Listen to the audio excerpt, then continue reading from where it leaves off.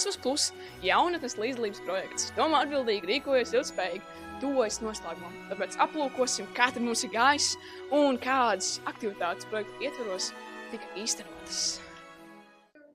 31. janvārī VPKV jaunieši piedalījās izglītojošā aktivitātē, kā Latvijā darbojas valsts pārvalde. Viņi apmeklēja augstāko tiesu un Latvijas Republikas Saeimu, iepazinās ar tiesu sistēmas darbību un likumdošanas procesu, kā arī piedalījās Eiropas parlamenta sēdes modelēšanā. 17. februārī VPKV norisinājās aktivitāte, kā būt demokrātiskam un iekļaujošam. Aktivitātes ietvaros notika improvizācijas teātra nodarbība, kurā izmantojot teātra tehnikas, dalībnieki praktizēja empātiju, daudzveidības pieņemšanu, kā arī uzlaboja komunikācijas un sadarbības prasmes. Jaunieši iepazina arī runas mākslu un attīstīja publiskās uzstāšanās prasmes. 9. aprīlī norisinājās Aktīvisma darbnīca. Kā radīt pārmaiņas un izglābt pasauli, kur vadīju es. Darbnīcas laikā Dalībnieki uzzināja, kā iesaistīties, pilsoniskajā līdzdalībā. kā arī pēc tam Praktiskajā daļā dalībnieki izstrādāja paši savu kopienas iniciatīvu.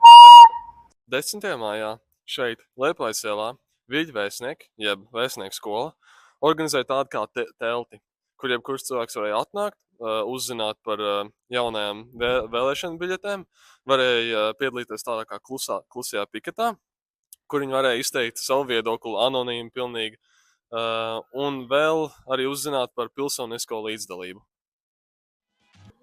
28. un 29. augustā skolēniem bija iespēja piedalīties mācību braucienā par ilgspējas tēmu, aktualizējot jautājumu, kā mūsu ikdienas izvēles ietekmē apkārtējo vidi un nākotni. Brauciena laikā jaunieši aplūkoja depozītu punktu šķirošanas centru, kur tuvāk iepazina iepakojumu depozītu sistēmas darbību un tās lomas atkritumu samazināšanā un pārstrādē. Piedalījāmies zaļajā nodarbībā Vides izglītības centrā. Apmeklēja Gētas institūta lietbibliotēku, uzzinot par kolpētošanas nozīmi un tās sniegtajām iespējām samazināt atkritumus.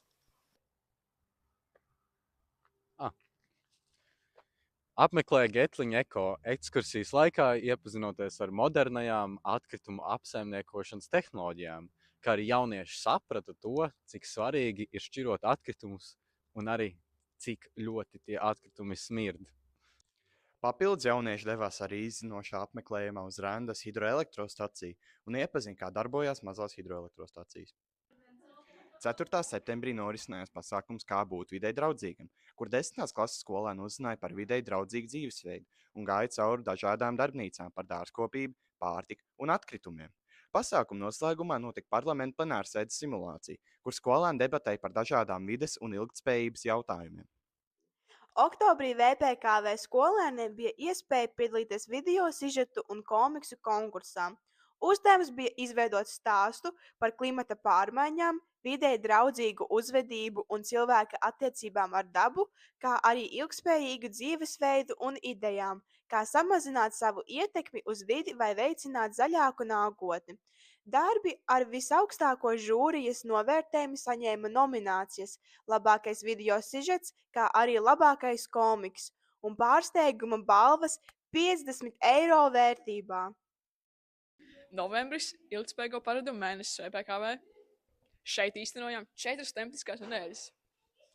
Pirmā nedēļa – otrreizējo materiālu nedēļa, kurā skolā bija atvērta brīvvode, lieliski iespēja skolāniem un skolotājiem patīrīt laukā savus skapjus un plauktus. Ik viens drīkst atnest lietotas mantas vai apģērbus, kā arī paņemt kādu mantu vai apģērbu sev, un tas viss pilnīgi bez maksas. Otrā nedēļa – 3 dienu kafejnīca. Pašpārvalde pārtapa par kafejnīcu, piedāvājām iegādāties gārdus smūtijus, un mēs piepildījām gaiteņus ar siermaizīšu smārišu. 3. nedēļa – ilgtspējīgo pusdienu nedēļa. Nedēļa, kad ēdām videi draudzīgāk, vairāk zivis un augu izcelsmes produktu, mazāk gaļas. Kā arī aicinājām? Izēst tukšus šķīvjus. 4. nedēļa – silto džemperu nedēļa, kad vilkām savus siltos džemperīšus, lai skolā ietaupītu siltuma enerģiju. Mūsu rīcības sekas. 10. klase kopā ar Jutu Reķeli, jaunatnes darba speciālisti, uzzināja, ka ikdienas rīcība var izmainīt un ietekmēt pasauli. 10. klases tika sadalītas pa grupām, un katrai grupai bija jāizveido plakāts ar faktiem un izdomātu saukli. Jaunieši uzzināja, kā var samazināt piesārņojumu un padarīt pasauli par labāku vietu. Decembra pirmajās 2 nedēļās norisinājās Ziemassvētku rotājumu konkurss Erasmus Plus projekta Dari ietvaros. Konkursa laikā skolēni tika aicināti radoši izpausties un veidot Ziemassvētku rotājumus no otrreizējiem materiāliem, dažāda veida iepakojumiem, plasmasas pudelēm, veciem Ziemassvētku rotājumiem un tam līdzīgi. Radošāko rotājumu autori ieguva arī balvas. Sākuma skolas skolēniem tika dots uzdevums izkrāsot krāsojamās lapiņas, lai mudinātu viņus ietaupīt skolas resursus. Projekta noslēgumā 6. martā skolā norisinājās jaudīgs fórums ar lekciju, debatēm un aizraujošu orientēšanos pilsētā. Arī, protams, bija uzskolas, loterija, vakarpusē arī kārtīga mūzika.